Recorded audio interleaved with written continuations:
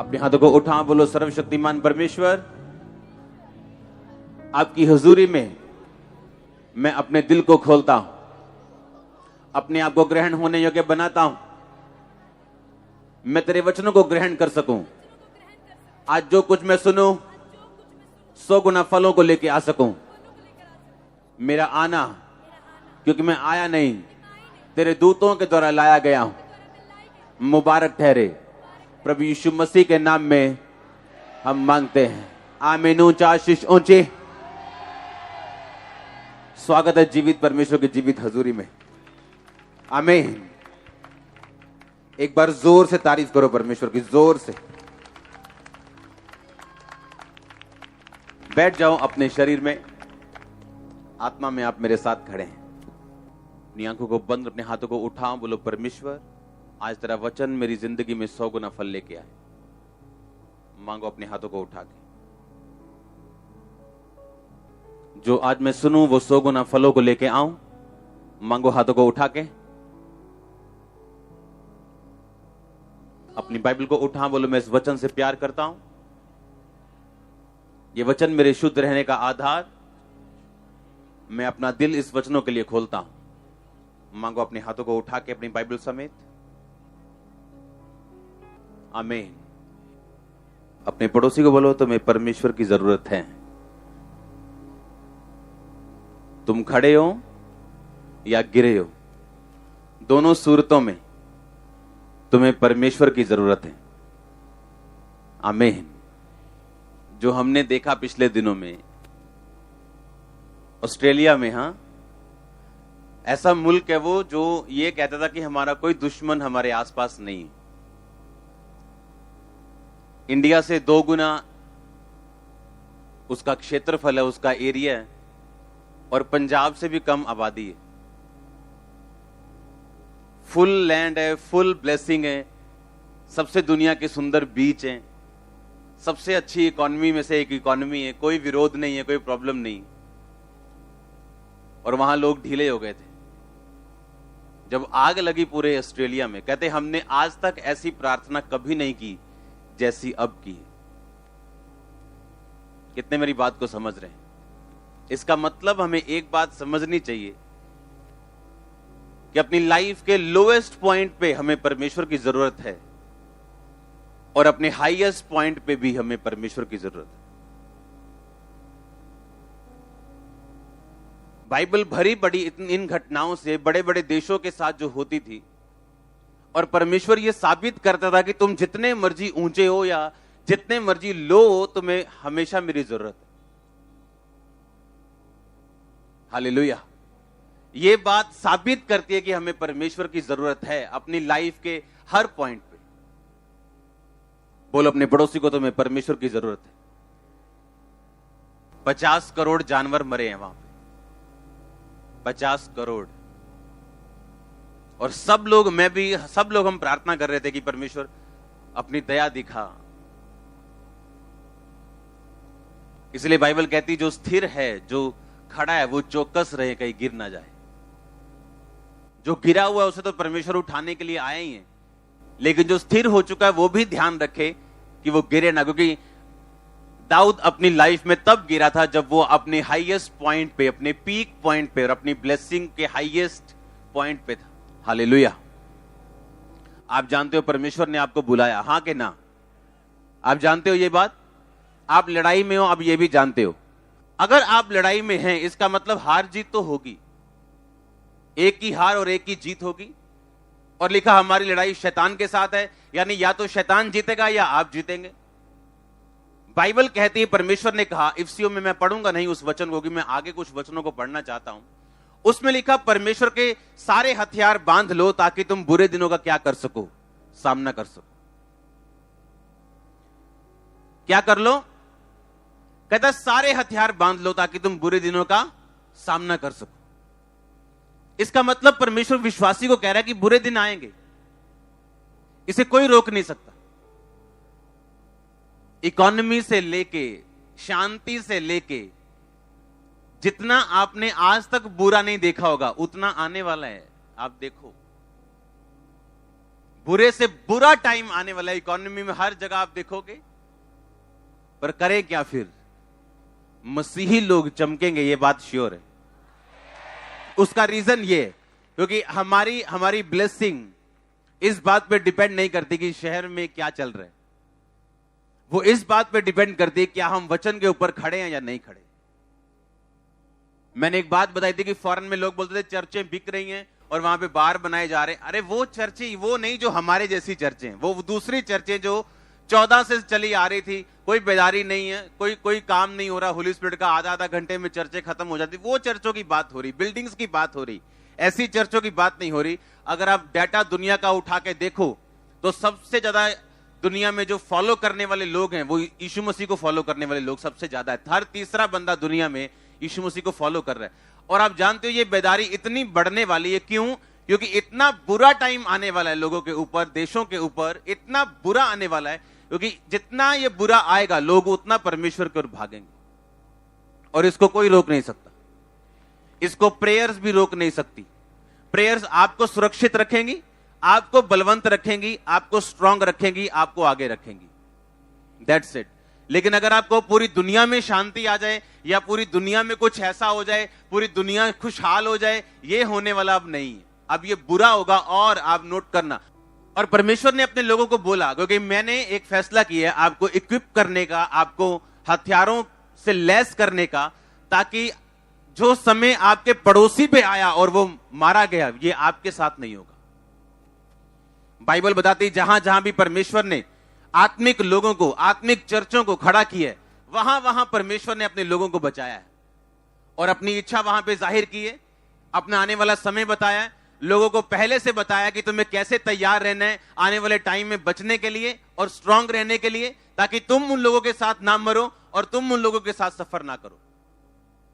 Bible कहती है अकाल पड़ा और इसहाक ने 100 गुना फल लाया, क्योंकि इसहाक परमेश्वर की आवाज को सुन रहा था। बाइबल कहती अभी अकाल बढ़ने वाले हैं, ये कम होने वाले नहीं, लेकिन अगर आप परमेश्वर की आवाज सुनोगे तो आपको कोई मतलब नहीं आपके आसपास क्या हो रहा है।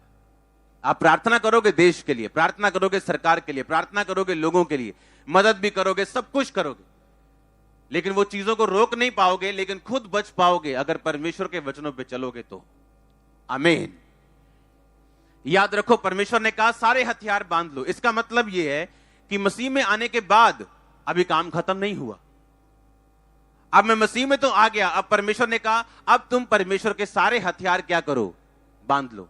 इसका मतलब अगला स्टेप मुझे यह लेना है कि चर्च आने के बाद, क्रिश्चियनिटी में आने के बाद, प्रभु को ग्रहण करने के बाद, बपतिस्मा लेने के बाद, अब मुझे हथियारों से लैस होना है, आत्मिक हथियारों से, ताकि आने वाले दिनों का सामना मैं करके सब कुछ पूरा करके स्थिर रह सकूं और अपनी गवाही को बना के रख सकूं। जब इकोनॉमी और डाउन लोगों की होती है, अगर आप देशों को देखो, अमेरिका में देखो, तो आज से कुछ दशकों पहले, 50-60 साल नहीं, काफी दशकों पहले एक ऐसा टाइम आया था जब वहां की इकोनॉमी इतनी खराब हो गई थी कि लोगों ने खाने के लिए मॉल लूटने शुरू किए थे, दुकानें लूटने शुरू की थी, गाड़ियां लूट रहे थे लोग खाने के लिए। अमेरिका में की बात कर रहा हूं। आपको तैयार रहना है कि आप बुरे दिनों का सामना करके सब कुछ पूरा करके क्या रह सके, स्थिर रह सके। हालेलुया। और परमेश्वर ने कहा मैं तुम्हें हथियार दूंगा। क्या दूंगा मैं?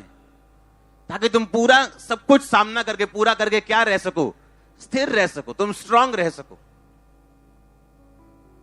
जब अकाल पड़ा था, बाइबल ये ऐसा कहती है कि परमेश्वर ने एलिया के लिए खाने का इंतजाम कौओं से कराया था, क्रोसिक, जो कांव कांव करता है। हां, वो तो चुराने वाला जीव है। एक ढाबे पे बैठा था मैं, आज से 10-15 साल पहले की बात है। वो ढाबे वाला मालिक आया, बंदूक लेके बढ़ती का था, बहुत जोर से चलाई, उसको जितने भी कांव थे उसको वो तंग कर रहे थे। वो चुराने वाला जीव है, देने वाला नहीं। पर बाइबल कहती एलिया को उसने दिया, क्योंकि एलिया किसके वचनों पे चल रहा था। आने वाले टाइम में मेरे भाई, जितनी आपको परमेश्वर की जरूरत है उतनी पास्ट में नहीं थी। जितना अंधेरा बढ़ेगा आपकी डिपेंडेंसी उतनी परमेश्वर पे बढ़ जाएगी, उतनी स्पीड से लोग मसीह में आएंगे, उतनी जल्दी से सुसमाचार फैलेगा, और ये सब कुछ हो रहा है और ये होगा क्योंकि परमेश्वर आने की तैयारी कर रहा है। मैं आपको सच कह रहा हूं, परमेश्वर आने की तैयारी कर रहा है। ये सब लास्ट टाइम के साइंस हैं। जिन देशों के पास इतनी पावर है कि दूसरे देशों को पल भर में खत्म कर सकते हैं, पर अपने देश की आग नहीं बुझा पाए, क्योंकि परमेश्वर सबसे ऊपर है। वो दिखाता है, साबित करता है कई बार। हालेलुया। और जितनी ये चीजें होंगी, लोग उतना मसीह में आएंगे। और अंत के टाइम में भी लिखा, जब सब जातियों में सुसमाचार पहुंच जाएगा तब मैं आ जाऊंगा। और जब सब जातियों में सुसमाचार प्रचार हो जाएगा, परमेश्वर ने कहा, तब मैं अपनी कलीसिया को लेने के लिए आऊंगा। आप तो बहुत खुशहाल हो क्योंकि यहां कोई कमी नहीं है। अभी आपकी जमीनों से अन्न उगता है, कोई कमी नहीं। आप भूखे नहीं सोते हो, कोई कमी नहीं। लेकिन आने वाला समय ऐसा होगा, आने वाले सालों में ऐसा होगा कि खाने के लिए लोगों को लाइंस में लगना पड़ेगा, सिर्फ खाने के लिए। फूड सबसे बड़ी प्रॉब्लम होगा, दिक्कत होगी फ्यूचर में। और ये चीजें मैं इसलिए कह रहा हूं कि हम तैयार रहें बस। आमीन। लिखा, उन दिनों में बहुत से क्रिश्चियन लोगों का प्रेम ठंडा हो जाएगा, लेकिन जो अंत तक धीरज रखेगा उसी का उद्धार होगा। हालेलुया। तो आप सोच लो, कितनी पवित्रता, कितनी प्रार्थना, कितनी चीजों की हमें जरूरत है आज। अगर हम अपने आप को तैयार करेंगे तो सफर नहीं करेंगे उन लोगों की तरह जो बिना मसीह के करते हैं। आमीन। परमेश्वर ने क्या कहा कि तुम हथियार बांधो ताकि तुम बुरे दिनों का क्या कर सको, सामना, सब कुछ पूरा करके स्थिर रह सको। पहला कुरिन्थियों 12 उसकी 6 आयत में लिखा, और प्रभावशाली कार्य कई प्रकार के हैं, परंतु परमेश्वर एक ही है जो सब में हर सब प्रकार का प्रभाव उत्पन्न करता है, किंतु सबके लाभ पहुंचाने के लिए हर एक को आत्मा का प्रकाश यानी आत्मा का वरदान दिया जाता है। क्योंकि एक को आत्मा के द्वारा बुद्धि की बातें दी जाती, दूसरे को उसी आत्मा के द्वारा ज्ञान की बातें दी जाती, किसी को उसी आत्मा से विश्वास, किसी को उसी आत्मा से चंगा करने का वरदान, किसी को सामर्थ्य के काम करने की शक्ति, किसी को भविष्यवाणी की, किसी को आत्माओं की परख, किसी को अनेक प्रकार की भाषा, किसी को भाषाओं का अर्थ बताना। परंतु ये सब प्रभावशाली कार्य वही एक आत्मा कराता है, और जिसे जो चाहता है वो बांट देता है। ये परमेश्वर ने हथियार दिए हैं। आप जानते हैं, यीशु मसीह को लोग फंसाने के लिए आए और उससे बड़े उल्टे सीधे सवाल वो पूछते थे कि हमें टैक्स देना चाहिए कि नहीं देना चाहिए। अब बता, जो तू चंगाई करता है ये किस अधिकार से करता है? तो परमेश्वर ने कहा, मैं भी तुम्हें क्वेश्चन पूछना चाहता हूं, क्योंकि अगर परमेश्वर कहता टैक्स देना चाहिए तो यहूदी लोग नाराज हो जाते। क्यों? क्योंकि रोमन सरकार ओवर टैक्स लेती थी उनसे। अगर वो कहता नहीं देना चाहिए तो यह भी बाइबल के खिलाफ होता कि जिस स्थान पर तुम रहते हो, बाइबल कहती उस गवर्नमेंट की आज्ञाओं को मानो। अब उन्होंने हां या ना में फंसाने की कोशिश की, पर यीशु मसीह फंसे नहीं। कहते मैं उत्तर दूंगा, पहले तुम बताओ यूहन्ना का बपतिस्मा स्वर्ग की ओर से था या नहीं। अब वो फंस गए। कैसे? उन्हें मालूम था अगर बोलेंगे नहीं तो ये सारे लोग, यहूदी लोग मानते हैं कि यूहन्ना बपतिस्मा दाता जो था वो भविष्यद्वक्ता था। अगर हम बोलेंगे नहीं वो स्वर्ग की ओर से नहीं था तो मार पड़ेगी हमें लोगों से। अगर हम बोलेंगे हाँ था तो हमने उसका विश्वास क्यों नहीं किया, हमें यह जवाब देना पड़ेगा। इसे बोलते हैं बुद्धि का वरदान। ये वो बुद्धि नहीं जो संसारिक है, ये वो बुद्धि है जो आपको शैतान जब फंसाने की कोशिश करता है, आप वचन के जरिए और इस बुद्धि के वरदान के जरिए बाहर आते हैं। पर आज मैं इस वरदान के बारे में बात नहीं कर रहा हूं, मैं आपको इसलिए सिखा रहा हूं ये बुद्धि का वरदान होना आप में जरूरी है। और ये सारे हथियार हैं, अगर आपके पास नहीं है तो आप लगा लो कि अकेली तलवार से या अकेले चाकू से एक बड़ी लड़ाई लड़ने में मुश्किल होगी आपको, और अत्याधुनिक आज के हथियारों से आप जल्दी जीत जाएंगे। ऐसा ही होता है, हां या ना? एक वरदान इसमें लिखा, किसी को आत्माओं की परख और किसी को अनेकों प्रकार की भाषा। किसी को अनेकों प्रकार की, किसके पास गैर भाषा है? कौन कौन गैर भाषा में प्रार्थना करता है? हाथ खड़ा करो। 50% लोग हैं जिसके पास गैर भाषा नहीं है उसके पास हथियारों की कमी है। मैं आपको बताता हूं, गैर भाषा एक हथियार है। क्या है? एक, आपको लगता है कि परमेश्वर आपको फालतू में कोई चीज देगा जिसकी आपको जरूरत नहीं? आपको लगता है कि जब परमेश्वर ने 120 लोगों को पवित्र आत्मा से भरा था और लिखा वो अन्य अन्य भाषाएं बोलने लगे, आपको क्या लगता है कि अन्य भाषाएं वो बोलने लगे, क्या ये सिर्फ एक मात्र सामर्थ का प्रभाव था या सचमुच किसी काम के लिए उनको गैर भाषा दी गई थी? आपको लगता है कुछ फालतू में परमेश्वर आपको देगा जिसकी आपको जरूरत नहीं, जो सिर्फ एक निशानी की तरह हो या सिर्फ एक चिन्ह हो? आपको लगता है कि परमेश्वर इतनी बड़ी गैर भाषा आपको सदा के लिए देगा जो सिर्फ एक टाइम के लिए चिन्ह हो आपके लिए? नहीं। बाइबल ऐसा बताती है कुरिन्थिया 1:12 में कि परमेश्वर ने हथियार हमें दिए, किसी को बुद्धि का वरदान दिया, किसी को ज्ञान का वरदान दिया, और लिखा किसी को आत्माओं की परख और किसी को अनेकों प्रकार की भाषा। अगर यह फायदेमंद नहीं थी और अगर यह हथियार नहीं था तो परमेश्वर ने कलीसिया को क्यों देना था? फिर यह बात बताओ मेरे को। इसका मतलब गैर भाषा के पीछे एक बहुत बड़ा रहस्य है, एक बहुत बड़ी खोज है, एक बहुत बड़ा काम है जो एक कलीसिया को समझ होनी चाहिए कि मुझे गैर भाषा परमेश्वर ने क्यों दी है और उसको देने का परमेश्वर का मकसद क्या है और मुझे एक हथियार के रूप में इसको किस तरह से इस्तेमाल करना है।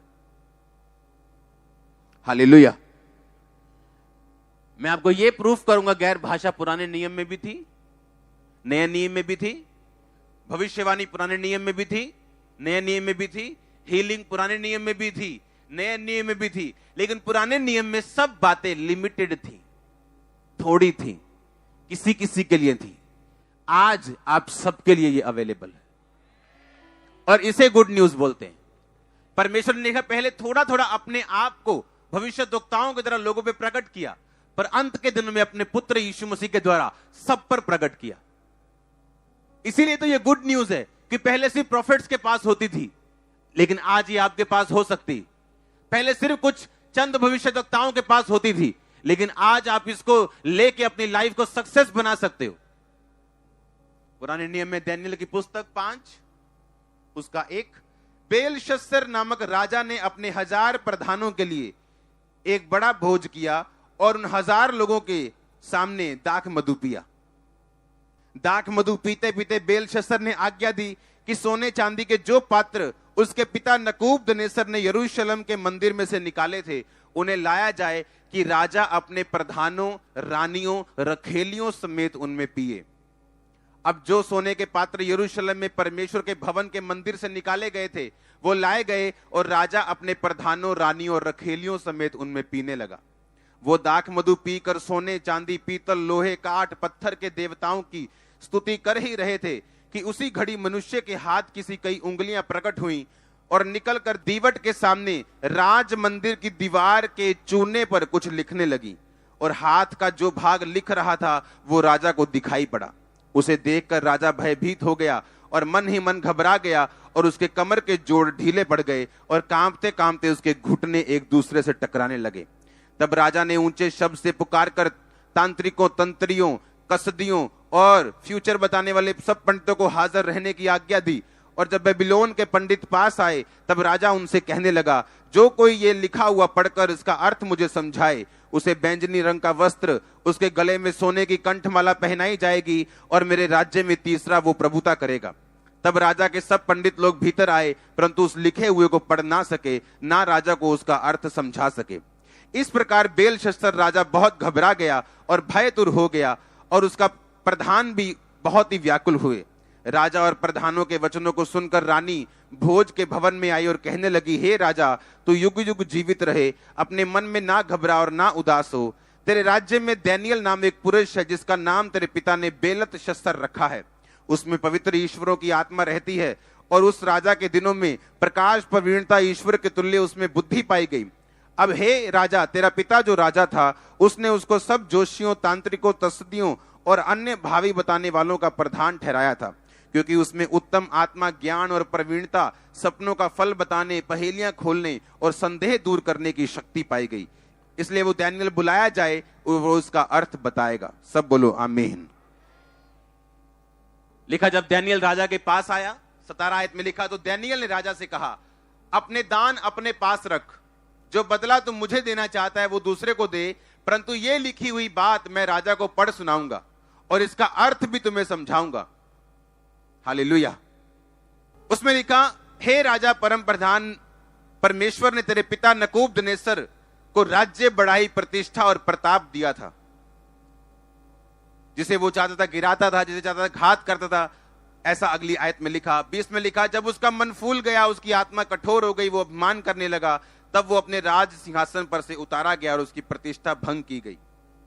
अब ये उस लाइन को बता रहा है कि जब उसको पागल कर दिया गया था और वो घास खाने लगा था। 23 आयत में लिखा, परंतु वरन तूने स्वर्ग के प्रभु के विरुद्ध सिर उठाकर उसके भवन के पात्र मंगवाकर अपने सामने रख लिए। प्रधानों, रानियों और खेलियों समेत तूने उसमें शराब पी, दाख मधु पिया। सोने, चांदी, पीतल, लोहे, काठ और पत्थर के देवता जो ना देखते, ना सुनते, ना कुछ जानते, उनकी स्तुति की। परंतु परमेश्वर जिसके हाथ में तेरा प्राण है, जिसके वश में तेरा सब चलना फिरना है, उसका सम्मान तूने नहीं किया। तब ही ये हाथ का ये भाग उसी की ओर से प्रकट किया गया और जो शब्द लिखे गए हैं वो ये हैं, मने मने तकेल उपरसीन। इस लेख का अर्थ है मने। मने का मतलब परमेश्वर ने तेरे राज्य के दिन गिनकर उसका अंत कर दिया है। तकेल का मतलब तू तराजू में तोला गया और हल्का पाया गया है। परेस का मतलब तेरा राज्य बांटकर मादियों और फरीसियों को दिया गया है। तब बेलशस्सर ने आज्ञा दी कि दानियेल को बैंगनी रंग का वस्त्र पहनाया जाए, उसके गले में सोने की कंठमाला पहनाई जाए, और ढिंढोरिये ने उसके विषय में पुकारा कि राज्य में तीसरा दानियेल ही प्रभुता करेगा। उसी रात कसदियों का राजा बेलशस्सर मार डाला गया और दारा मादी जो 62 वर्ष का था राजगद्दी पर विराजमान हुआ। तारीफ करो जोर से। अब ध्यान से सुनना। लिखा, बेलशस्सर जो नबूकदनेस्सर का बेटा था। नबूकदनेस्सर बाइबल कहती जब अपने भवन के ऊपर खड़ा था और कहता, ये सारा कुछ जबरदस्त जो मैंने बनवाया है, क्या मैंने अपनी बल बुद्धि से नहीं बनवाया? तो लिखा, परमेश्वर ने इस बात का गुस्सा किया और उसको बोला कि तूने मुझे महिमा नहीं दी, इसलिए अब तू बैल के समान, जानवरों के समान रहेगा। और लिखा, 7 काल यानी 3.5 साल वो पागल रहा, उसने घास खाई, कोई उसकी जगह नहीं ले पाया। अंत में उसने जब स्वर्ग की ओर आंखें उठाई, परमेश्वर ने उसको हील किया और उसने बड़े मिरेकल देखे। शद्रक, मेशक, अबेदनगो का देखा, जब आग में उनको जला नहीं पाया। बड़े बड़े मिरेकल उसने देखे और इसीलिए वो यहोवा की इज्जत करता था और परमेश्वर को मानता था। लेकिन लिखा, उसका बेटा उसकी राहों पे नहीं चला और उसने परमेश्वर के भवन के पात्र सोने चांदी के मंगवा के अपने उन लकड़ी के मूर्तियों के आगे, लिखा, शराब पी और वो खेला, उठा, गलत काम किए। और इस बात को देखकर एक हाथ प्रकट हुआ जिसने लिखा, मने तकेल उपरसीन। हां, अब मेरे को एक बात बतानी, वो राजा कोई अनपढ़ राजा नहीं था। सबसे अधिक राज्य उसके पास था उन दिनों में। लिखा, उसका जो नबूकदनेस्सर उसका बाप था, उसका राज्य इतना फैला हुआ था और सब राजा उससे डरते थे। आज अगर इंडिया की बात करें, यहां स्पेनिश एम्बेसी होगी, इटालियन एम्बेसी होगी। हां, तो अगर कोई इटली में कुछ लिख जाए तो मैं इटली वाले से पढ़वा सकता हूं। कोई स्पेनिश में लिख जाए मैं उससे पढ़वा सकता हूं। वो राजा का उस समय भोज चल रहा था। इसका मतलब वहां देश, दुनिया के हर देश का बंदा वहां शामिल था। हर देश का इंसान वहां शामिल था, पर वो भाषा पढ़ नहीं पाए, क्योंकि ना तो इटली में लिखा था, ना वो इंग्लिश में था, ना हिंदी में था, ना पंजाबी में था, ना हिब्रू में था, ना ग्रीक में था। वो गैर भाषा लिखी हुई थी। इसका मतलब क्या? जब उसने परमेश्वर के भवन के पात्र मंगवा के उन काठ के, उन लकड़ी की मूर्तियों के आगे जब उसने पाप किया, तो परमेश्वर ने जब एक व्यक्ति को दंड देने की सोची तो उसने गैर भाषा का इस्तेमाल किया। सुनो, वो पात्र किसके थे? परमेश्वर के थे। किसके पास? एक अन्य जाति राजा के पास। है किसके थे? शैतान का ये काम है, जो परमेश्वर ने आपको दिया उसको लेना, जो आपसे बिलोंग करता है उसको वापस लेना, जो आपका है उस पर कब्जा करना। वो हस्बैंड हो, वो फाइनेंस हो, वो भाई हो, वो बहन हो, जो आपका है उस पर कब्जा करना, यह शैतान की फितरत है। और तब तक कुछ नहीं हुआ जब तक गैर भाषा प्रकट नहीं हुई। तब तक वो खा पी रहे थे, एंजॉय कर रहे थे। और जैसे ही गैर भाषा प्रकट हुई, सब कुछ बदल गया। घुटने कांपने लगे, हां, जोड़ ढीले हो गए, दुखी हो गए सारे। इटालियन भी पढ़ नहीं पा रहा, स्पेनिश भी पढ़ नहीं पा रहा, इंग्लिश वाला भी पढ़ नहीं पा रहा, उसके सब पंडित, सब तांत्रिक भी पढ़ नहीं पा रहे। कहते क्या है ये, कौन सी भाषा में? सब तो यहां मौजूद है, दुनिया का हर बंदा तो इस भोज में मौजूद है, लेकिन कोई पढ़ क्यों नहीं पा रहा है इसको? कौन सी भाषा है ये? वो गैर भाषा थी। शैतान उसे पढ़ नहीं सकता, ना उसके लोग पढ़ सकते हैं। और लिखा, जब गैर भाषा प्रकट हुई, जब वो गैर भाषा प्रकट हुई तो न्याय प्रकट हुआ। तो न्याय प्रकट हुआ, तो परमेश्वर ने न्याय किया गैर भाषा को प्रकट करके। परमेश्वर ने कहा, तेरे दिन मैंने तुम्हें तोला और हल्का पाया, तेरे दिन मैंने गिन लिए और खत्म कर दिया। ऊपर सीन मतलब तेरा राज्य दारा, मादी, फारसियों और मादियों को दे दिया जाएगा। और लिखा, उसी रात में मर गया। और मादी, दारा, मादी एक जगह का नाम है, एक जाति का नाम है। वो 62 वर्ष का उस रात राजा बना। इसका मतलब क्या? गैर भाषा जब प्रकट हुई तो न्याय प्रकट हुआ।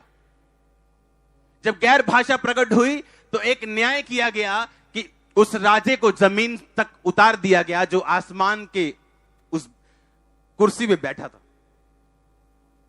शैतान गिरा दिया जाएगा जिस दिन आप गैर भाषा में बातें करोगे।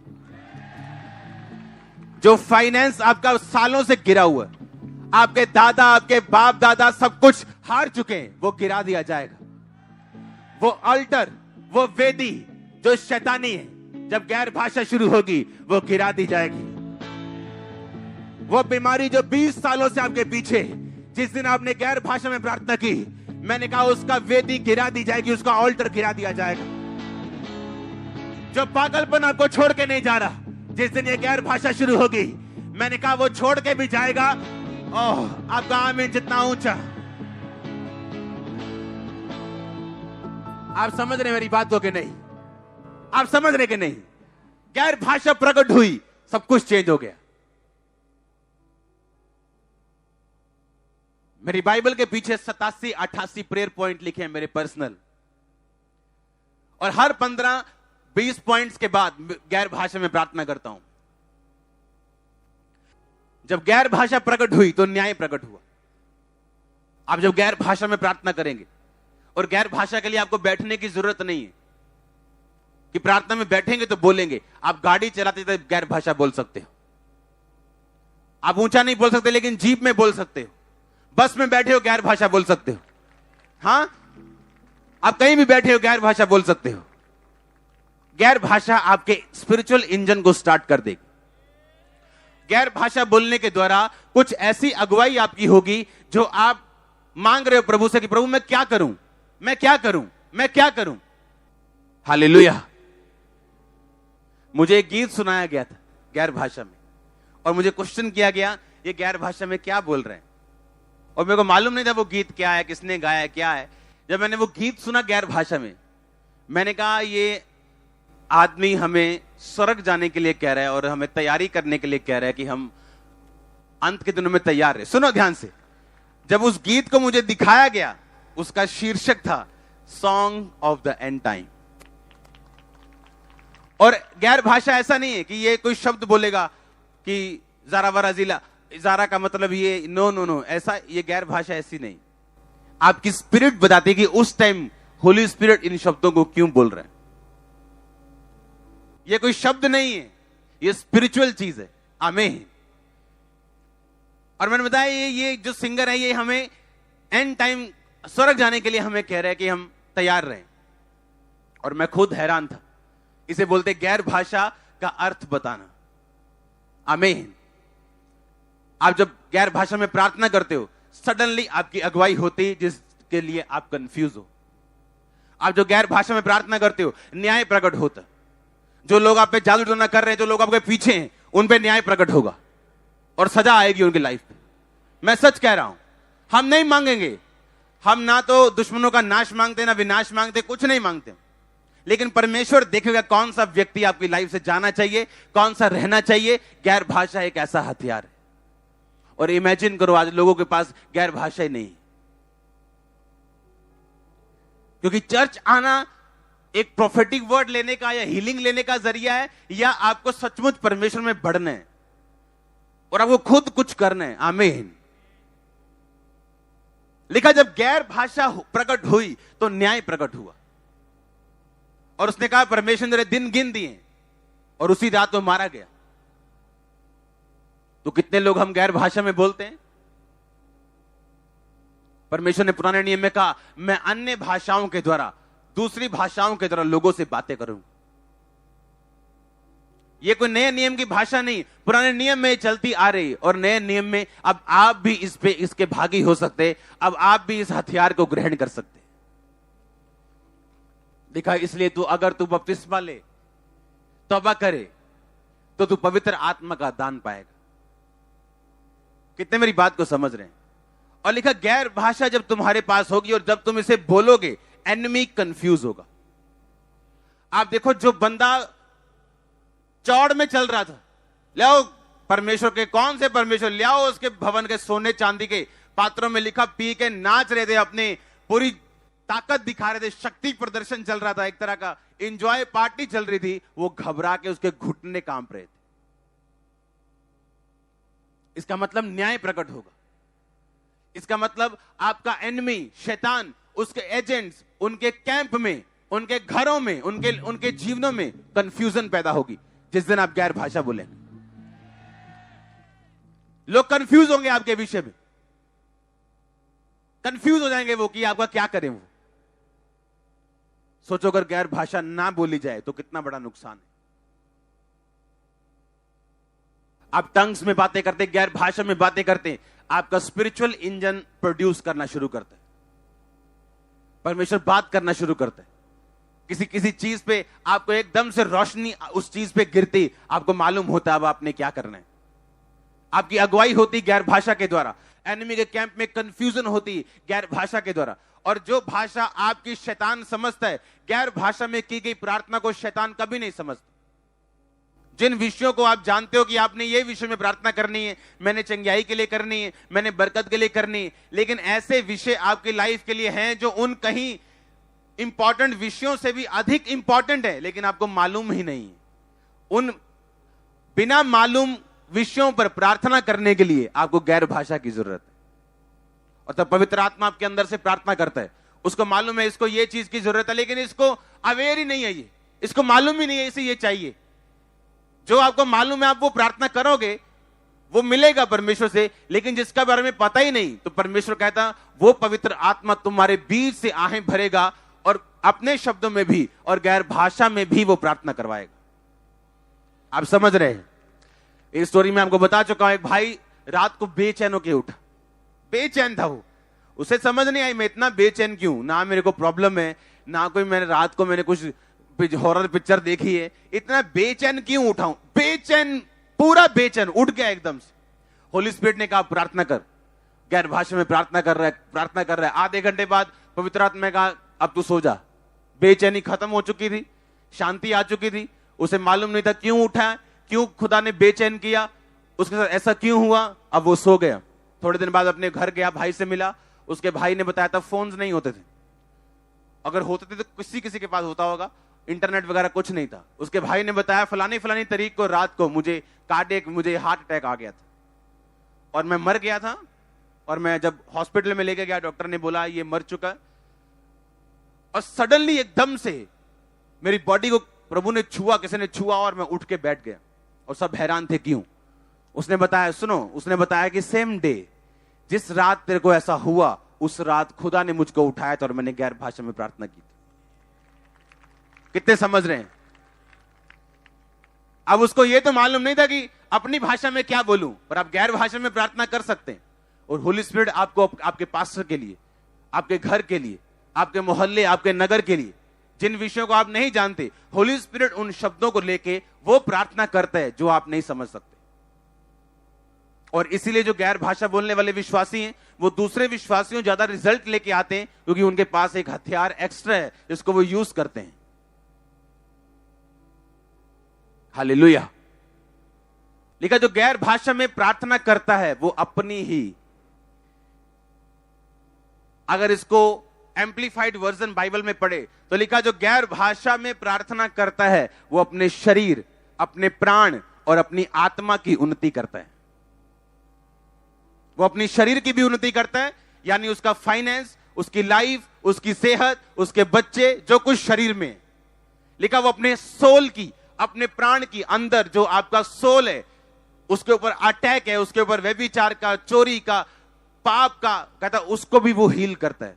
और लिखा आत्मिक, वो आत्मिक रीति से बढ़ता है, उसकी आईज स्पिरिचुअल शार्प होती, वो सब कुछ देख सकता है, समझ सकता है, आत्मा में अलर्ट है, जो गैर भाषा में प्रार्थना करता है। हालेलुया।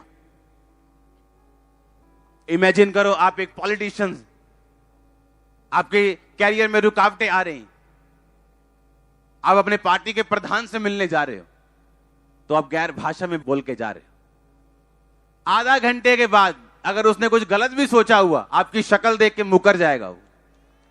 मैं सच कह रहा हूं। आप सोचो आप कॉन्ट्रैक्ट लेने जा रहे हो, लिया यार मुंह तो ये फटाफट चलिए, लिया नाश्ता ले, आप पड़िए, रोटियां चल रही हैं, फटाफट फटाफट तेल पोया, भजे उधर नु।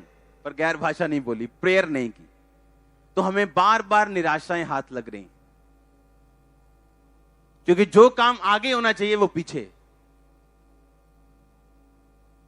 और वही अगर गैर भाषा बोल के जाएंगे तो आप समझ सकते हो क्या होने वाला है। आप बिजी होंगे, बहुत बिजी। मैंने कहा बहुत ज्यादा बिजी होंगे, बहुत, फ्यूचर में बहुत बिजी। आमीन। गैर भाषा उन रास्तों को खोलती। दानियेल की प्रार्थना का उत्तर शैतान ने पकड़ लिया था। आप गैर भाषा में प्रार्थना करते हो, शैतान समझ नहीं सकता इसको। अगर वो समझ नहीं सकता, वो कंफ्यूज रहेगा हमेशा। और एनिमी का कंफ्यूज रहना आपके लिए जरूरी है, हां या ना? उसकी चालों का खत्म होना। अब आप किसी व्यक्ति के लिए प्रार्थना कर सकते हो जो आपको डाउन करने की कोशिश करता है, पर उन लोगों का क्या जिनके बारे में आपको भी मालूम नहीं और आपके ग्रुप में बैठे हो, क्या करोगे? गैर भाषा। गैर भाषा वहां लगती है जहां आप नहीं जा सकते। ये उन पाइपों से चली जाती है जिनके बारे में आपको मालूम नहीं। इसलिए तो परमेश्वर ने कहा मैं तुम्हें हथियार दूंगा। हां, बड़ी सी बंदूक देखते ना तो दिल से वाह क्या बंदूक है, ये स्पिरिचुअल शानदार बंदूक है आपकी। लाखों रुपए दे के मिलेगी नहीं, फ्री मिलेगी। पर कहता मुझे ग्रहण कर, बपतिस्मा ले, तौबा कर, आज्ञाओं को मान, तो तू भी पवित्र आत्मा का दान पाएगा। अब सोच लो कितना जरूरी है। सोच लो जो लोग सिर्फ चर्च ही अटेंड कर रहे हैं, प्रार्थना सिंपल वाली भी नहीं तो गैर भाषा वाली तो बहुत, सोच लो वो कहां बैठे हैं अभी,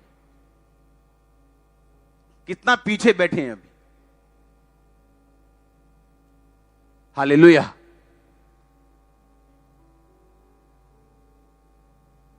अब आप महत्व समझेंगे गैर भाषा का, और ये लगातार मैं इसको बताऊंगा गैर भाषा को, ताकि आपको समझ आ सके कंटिन्यू कि मुझे क्यों बोलनी है। और गैर भाषा जब बोली जाती, जब आपकी लाइफ पे उतरती और ये बढ़ती है और बढ़ के अगले लेवल पे जाती है और अगले लेवल पे जाती, कैसे आप गैर भाषा से अपनी लाइफ को चेंज कर सकते हो, मसे में बढ़ सकते हो, अपने दानों वरदानों को उज्जवल कर सकते हो, परमेश्वर से गाइडेंस ले सकते हो, उसकी अगुवाई ले सकते हो, कंफ्यूजन से बाहर आ सकते हो, बीमारी से बाहर आ सकते हो, अपने घर में साल्वेशन लेके आ सकते हो गैर भाषा बोलने के द्वारा।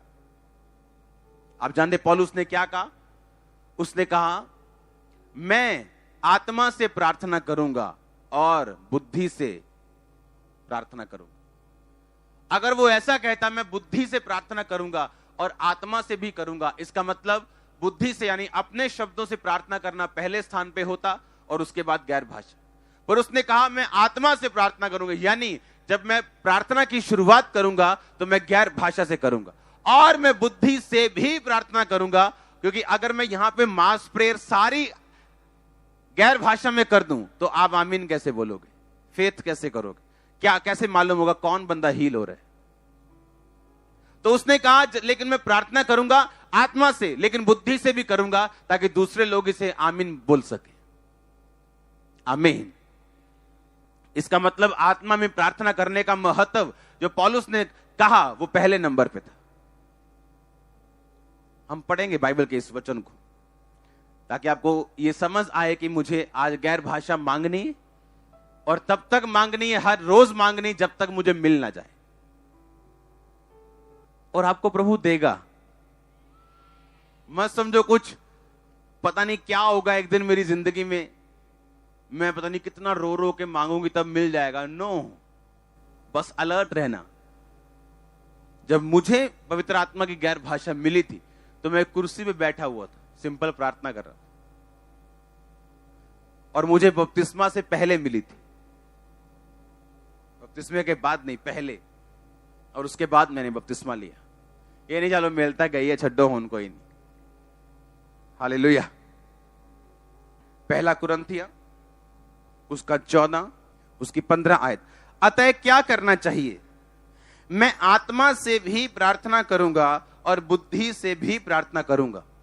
मैं आत्मा से गाऊंगा और बुद्धि से भी गाऊंगा।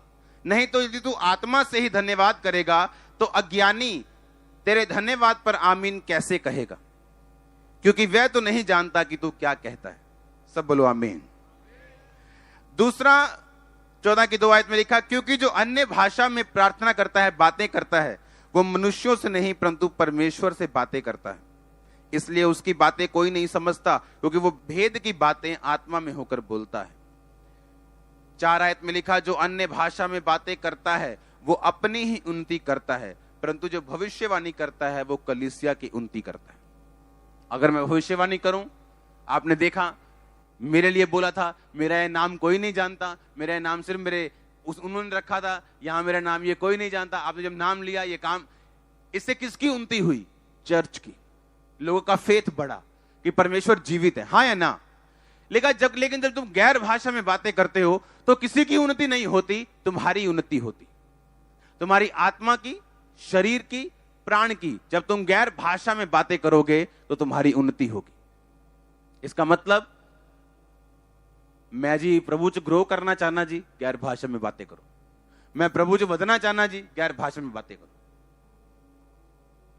मैं अपनी उन्नति करना चाहता हूं जी, गैर भाषा में बातें करो। बाइबल को बोलती है अगर तुम अपनी उन्नति चाहते हो, तरक्की चाहते हो, तो गैर भाषा में बातें करो।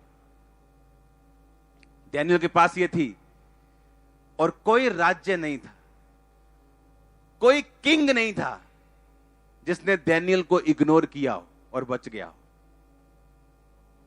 हर किंग को डैनियल की जरूरत पड़ी, हर राजे को डैनियल की जरूरत पड़ी। कितने समझ रहे हैं मेरी बात को? लोगों ने लाख उसके खिलाफ कोशिशें की और उसका नंबर हमेशा हाई रहता था। आप समझ रहे हैं? गैर भाषा। प्रभु आने वाले विजन आपको दे सकता है, क्या होने वाला है दुनिया में अगर आप गैर भाषा में बातें करें। अपने हाथों को उठाओ। Thank you Jesus. हिलाओ अपने हाथों को। मुझे अब ऐसा लगता है कि मुझे आपको इस बेदारी में अब शामिल करना है। लिखा, मैं आत्मा से प्रार्थना करूंगा और बुद्धि से भी। इसका मतलब बुद्धि से प्रार्थना करना दूसरा नंबर है। पहला नंबर कौन सा है? आपको फेवर नहीं मिल रहा। आप जब गैर भाषा में बोलेंगे फेवर आपको मिलेगा। कुछ लोग हेट्रेड की आत्मा के नीचे होते हैं, जहां जाए लोग उनसे नफरत करने लगते हैं बिना किसी कारण के। गैर भाषा आपका इलाज है। गैर भाषा आपका इलाज है। कुछ लोग जितना मर्जी कुछ भी खा लें, कुछ भी कर लें, धूप सेक लें, धूप, उनका बॉडी कमजोर रहता है। गैर भाषा चाहिए आपको। अपने हाथों को उठाओ। Thank you Jesus. आपने कहा तू पवित्र आत्मा का दान पाएगा। हिलाओ अपने हाथों को, बोलो मैं तैयार हूं इस दान को पाने के लिए। मैं तैयार हूं इस वरदान को पाने के लिए। पवित्र आत्मा का दान, गैर भाषा का वरदान, मैं तैयार हूं। मैं अपनी गलतियों को छोड़ता हूं, तौबा करता हूं प्रभु यीशु मसीह के नाम में।